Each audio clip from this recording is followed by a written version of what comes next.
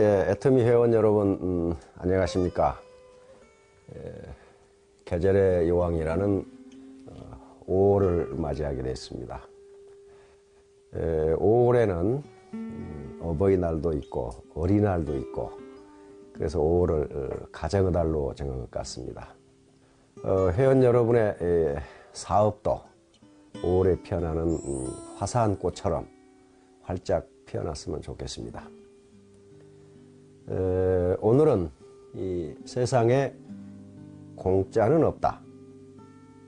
미국 사람들은 이걸 공짜 점심은 없다 이렇게 표현하는데요. 모두 기회비용과 관련된 내용입니다. 그런데 이 사회 현상에서 가장 중요한 개념이 이 기회비용이라고 하는 개념입니다. 경제학에서 쓰는 모든 비용 개념은 이 기회비용 개념입니다.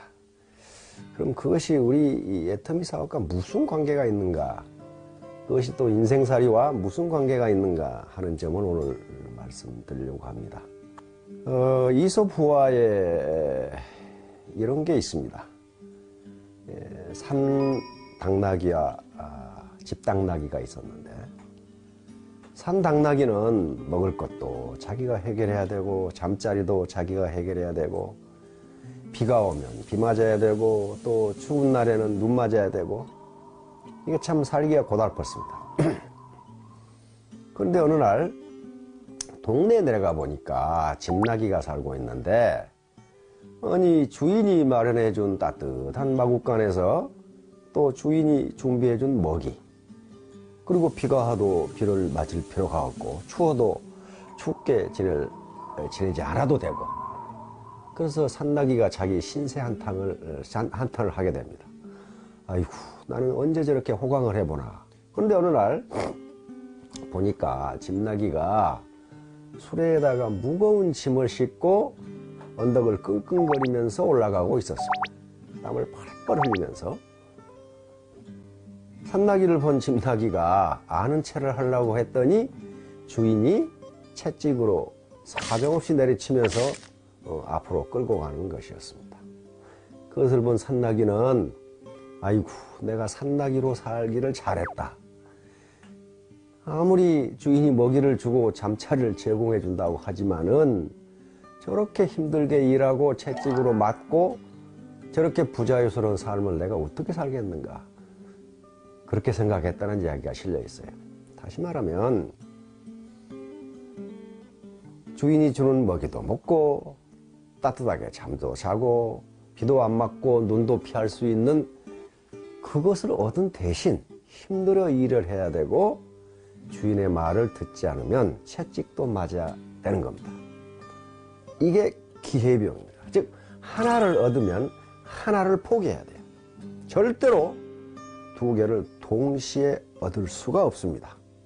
내가 지금 10,000원이 있어요. 돈 10,000원이 있어.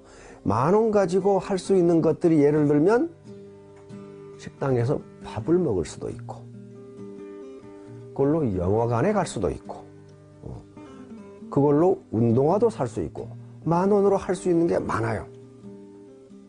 그런데 내가 10,000원으로 밥을 먹기로 선택했다면 영화관에 가는 거, 운동화를 사는 걸 포기해야 합니다. 따라서 밥이 10,000원짜리라면 이 10,000원을 기회비용이라고 합니다. 그 10,000원으로 할 수 있는 다른 기회를 포기한 거예요. 그러니까 다른 입장에서 보면 그것은 코스트가 되는 겁니다. 비용이 되는 거예요. 애터미 사업을 하는 데 있어서 애터미 사업을 전업으로 하기로 했다면 내가 다른 일을 할 수 있는 기회를 포기한 거예요. 포기한 거예요. 이게 기회비용입니다. 옛날에 어느 강력한 왕국의 왕이 현신들에게 명령을 했다고 합니다.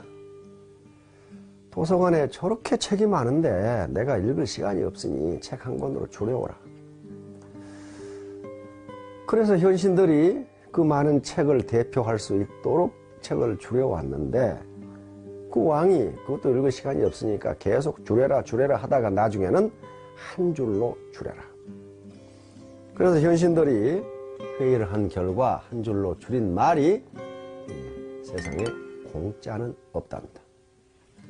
절대로 공짜는 없어요. 우리가 가끔 구호로 무에서 유를 창조한다 그런 말을 하는데 그것은 구호로서는 아주 좋아요. 그러나 의사결정 과정에서 그건 아무 쓸모가 없어요. 무에서 유를 창조할 수 있는 방법은 인간은 없습니다. 반드시 유를 창조하려면 다른 유를 버려야 돼요. 두 개를 동시에 같이 할 수 없습니다. 이것이 애터미 사업과는 무슨 관계가 있나요?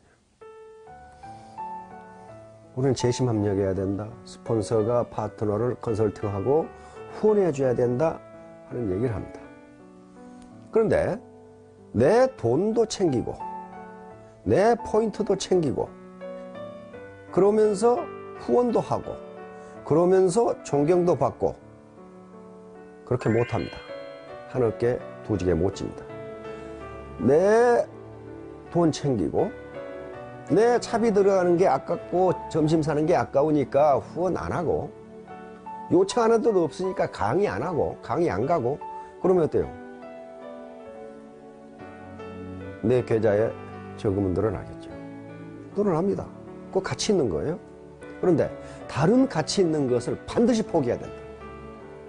존경을 받는다거나 재심함력한다거나 이런 그 다음에 누군가를 약자를 도움으로써 내가 얻는 기쁨이라든가 인생의 보람이라든가 하는 걸 반드시 포기해야 돼요.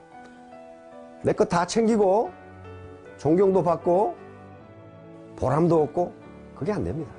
반드시 어느 하나를 포기해야 돼요. 그래서 이 기회비용보다 애터미 사업에서 얻는 효용, 소득과 만족이죠.